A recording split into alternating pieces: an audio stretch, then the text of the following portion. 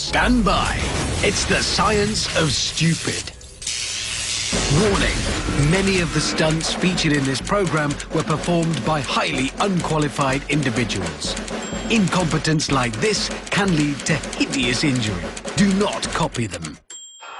Yes, this is the show that hits science right where it hurts, with the stupid stick, and reveals the results of our favourite amateur experiments.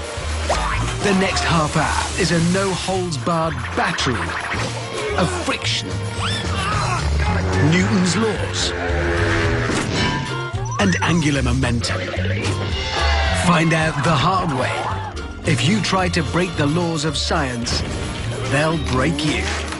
So people, remember, scientific knowledge shouldn't come from a leap of faith, but from cold, hard fact. Now strap on the safety goggles.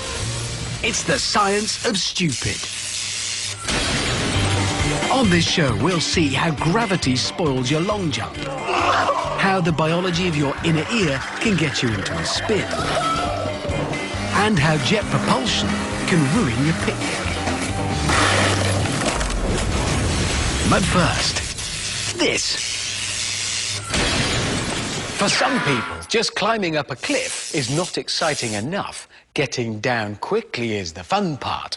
It's known as abseiling or rappelling. But even with the right equipment and training, it can be fatal. Let's go! To learn how to do it right, what could be better than some military-grade training? Yeah! Yeah! Oh. And it all looked so easy in the recruitment video, didn't it? You all right? But if you're still in love with the idea that broken bones mend faster than broken hearts, then you need to know how to avoid getting a face full of concrete.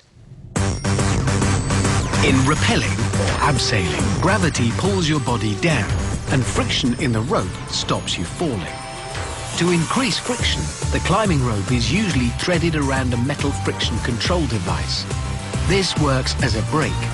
The effect of winding is exponential, which means the force you need to apply could be under 1/10 of your body weight. Adjust the friction by changing the angle of the rope through the device. Slacken the rope to descend and apply friction to keep still. Get this wrong and you're heading for a fall. Yes, unlike in relationships, friction is a positive thing when you're climbing. You've heard the expression, give him enough rope. When abseiling, you are supposed to tie a knot at the end in case you find yourself with less rope than you need. Did you forget that was short? It's possible, but not advisable, to abseil without a friction device. He's securing one end of the rope around the balcony and wrapping the other end around himself. This could be dangerous.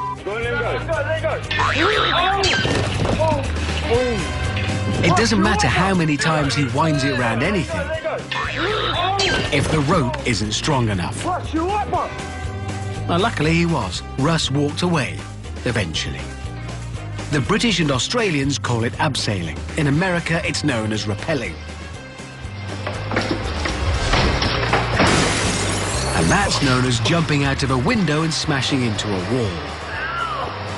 Did someone say pendulum?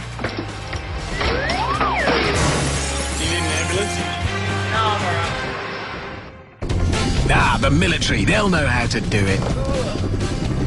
Oh, maybe there's a manual they haven't read. Abseiling is a bit like a controlled fall using friction as a brake.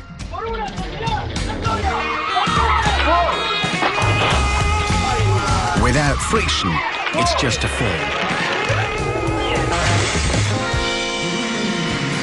90-foot valley ha-ha falls in Rubio Canyon. And his buddy is about to experience most of that drop faster than he was expecting. Oh, Matt! Holy... When this climber slips, he instinctively lets go of his brake line. Falling just 15 feet can have an impact force of about 3 tons. He's lucky to walk away with nothing but bruises.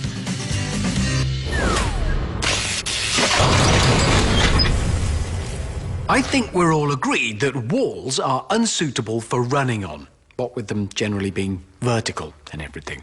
Well, some people just have to push the envelope, don't they?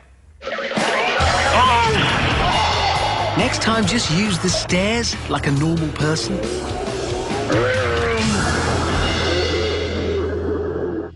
If that's not put you off, then pay attention to the science before you go near a wall.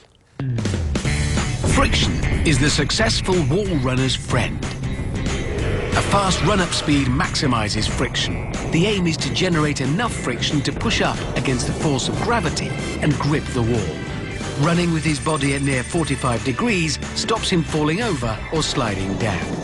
He springs off at the end and his momentum keeps him going. Get this right, and you'll look pretty cool as you run along a wall. Get it wrong, and you'll look like your dad. Oh, it is your dad.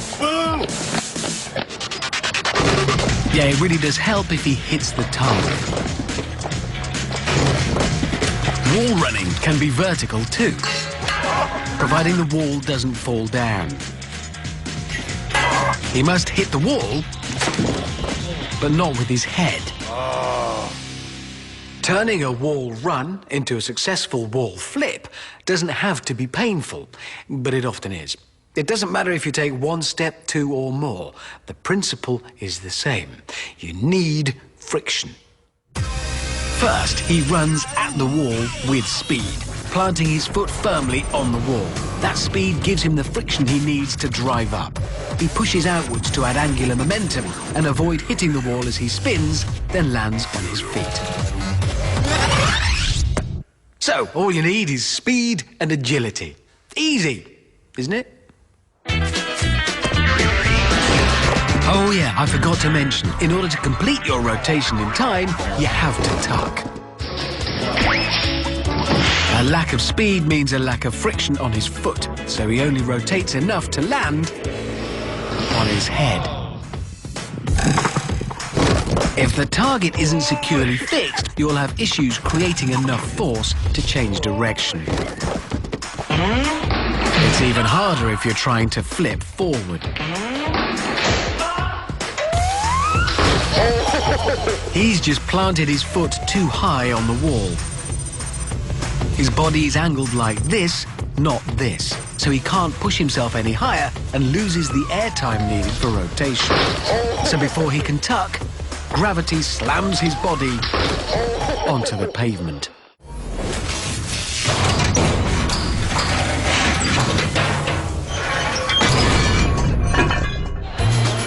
What scientific principle was overlooked by these enthusiastic drag racers?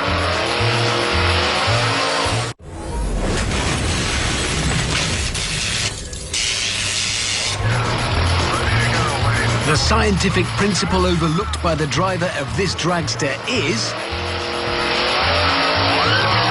torque. It's the engine's ability to rotate the wheels. The driving force of a drag car like this generates a massive amount of torque. But deliver too much torque too quickly, and the whole car rotates and over it goes. I like things that are clearly labelled. Take the long jump. Does what it says on the tin. Jump a long way. What's hard about that?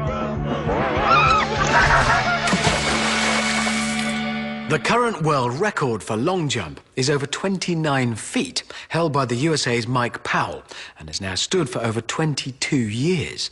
Here's the science behind his leap into the record books. A great long jump needs horizontal velocity. Every extra 2 miles an hour can get you 3 feet further. The best long jumpers reach over 20 miles an hour and take off at an angle close to 21 degrees. They follow an arc up to 6 feet high at its peak and land extending the legs to help maximize distance.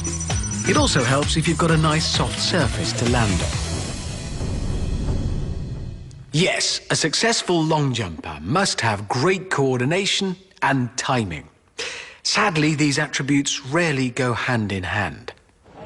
Remember, speed 20 miles an hour, jump angle 21 degrees. But actually jumping is, of course, crucial. Speed, angle. I bet the USA's Mike Powell doesn't land like that. An impact with over 600 pounds of force.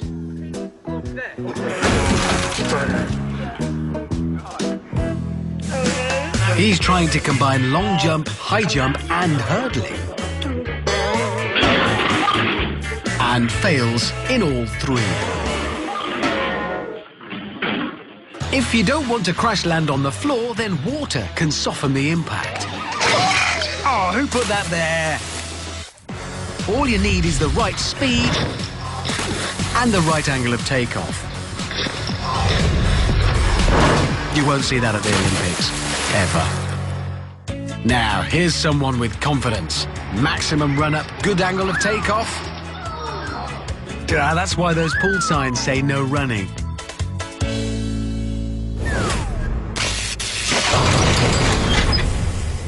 They say a healthy life is all about balance, and I agree.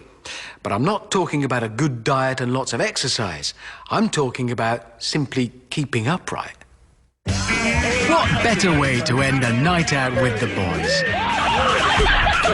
Yes, a humorous study of dizziness.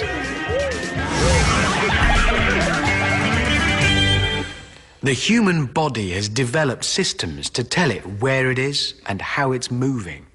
I call mine a sat-nav. Dizziness is caused when a part of the brain called the cerebellum gets confused as it processes information from three of the body's major sense systems: the eyes, muscles, and the inner ear, where a fluid called endolymph moves in response to gravity and acceleration. It's the body's spirit level. To avoid getting dizzy, ballet dancers lock their gaze for as long as possible on a fixed point before moving, a technique called spotting. The eyes suppress the dizzying signals from the ears. With practice, the balancing part of their cerebellum can shrink, minimizing the dizzying effect. Some people enjoy all manner of fairground rides that pick them up and spin them round without getting the least bit dizzy. But we're more interested in people at the opposite end of the dizziness scale. This chap is managing to keep his head up straight. Is he contemplating a future in ballet?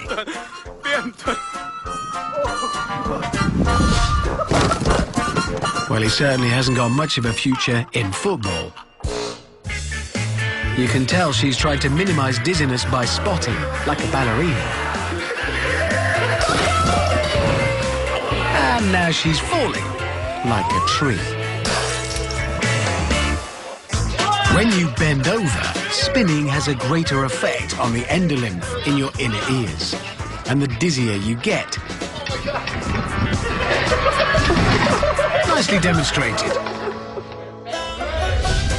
Spinning the fluid in your inner ears just makes you dizzy.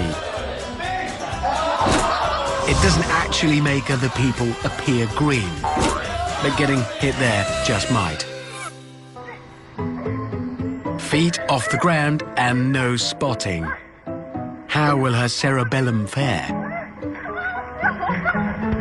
Badly. After spinning, the inner ear and brain take time to return to equilibrium, making your cerebellum think you're going in the opposite direction. You try to compensate, but instead, you fall over.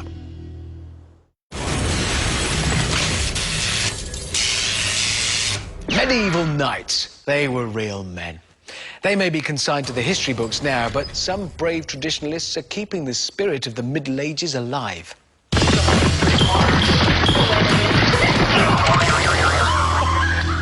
Yes, it's at times like these I feel closest to the heroic deeds of past times. Horses, spikes and speed. Real jousting can be deadly. But any kind of jousting depends on impact force and aim. The greater the combined mass of horse and rider, and the greater their speed, the greater the impact force from the lance. With 1,500 pounds moving at 20 miles an hour, the impact exceeds 1,000 pounds of force, meaning a defeated jouster briefly experiences more Gs than an astronaut during takeoff. By hitting near the shoulder, it's easier to knock your opponent down, because the torque generated makes him twist and fall. These days, horses and armour are absent from most suburban homes, and we're poorer for it, in my opinion. But thankfully, some enthusiasts have repurposed medieval jousting for modern-day pleasure. It's a day out from the office, and these desk jockeys have brought their chairs. They've got the armour. They've got the speed. But the torque on those wobbly chairs spins them quickly into the dirt. Swivel on that, Lancelot. A direct strike on the shoulder sends this North Carolina knight butt first onto Uvalde blacktop. Proper jousting depends on mass and speed to create impact force. You can't get much speed up on a unicycle, but you don't need so much force to knock your opponent down. Those chariots are not as heavy as a horse, and a hockey stick can be 10 times lighter than a lance. But with impact force and torque still playing a role, someone's going over. Adding speed increases the force experienced by your opponent. The force is within. No powerful horse and no heavy lance, but both jousters feel the same impact force and rebound. That's Newton's third law. To maximise your opponent's rebound, you need more weight to send them down. However you make your approach, as long as there's a direct hit near the shoulder, torque will twist your opponent to the ground.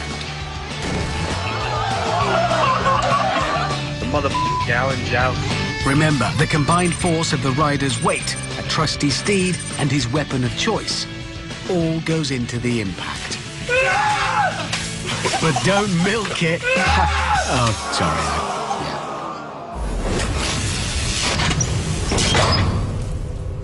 India recently launched a rocket to Mars costing £45 million. That's cheap for a rocket, but still a bit steep for most of us. Luckily, in garages around the world, enthusiasts are finding cheaper and less intelligent ways to launch themselves into the air. Time to return Buzz Lightyear to demo mode. The problem with jetpacks is balancing power and control. Jet power depends on thrust to overcome weight and generate motion. High-speed ejection of fluid generates equal momentum in the opposite direction. Yep, you guessed it, Newton's third law. The bigger the payload, the more thrust is needed for liftoff. Jetpacks need to be both powerful enough and light enough to achieve liftoff. They need a high thrust-to-weight ratio. Thrust is the problem. Too much or too little and you end up looking less like a space ranger, more like a space monkey. The operating pressure of a fire extinguisher is 850 psi. Not enough to get airborne. Yet great going forward. Thrust wasn't the problem here, it was tiny wheels.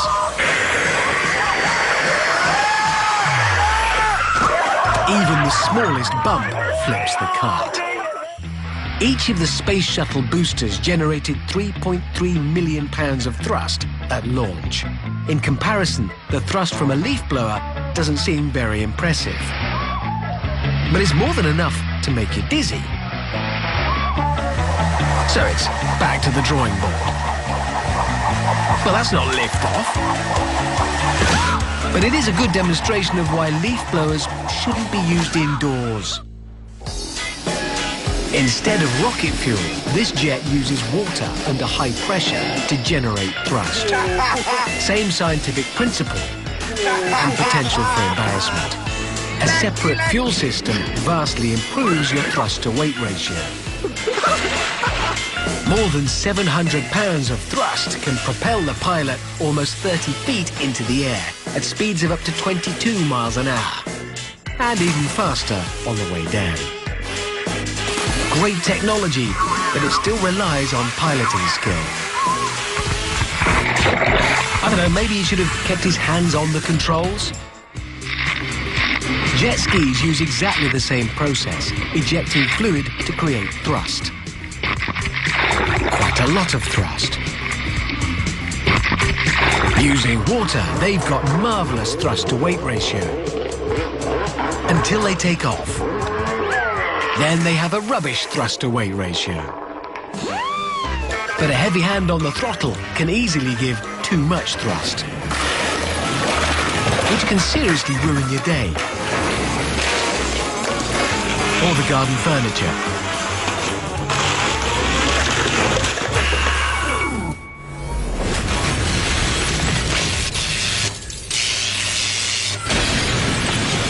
Others may have been battered and bruised, but we've arrived safely at the end of our journey.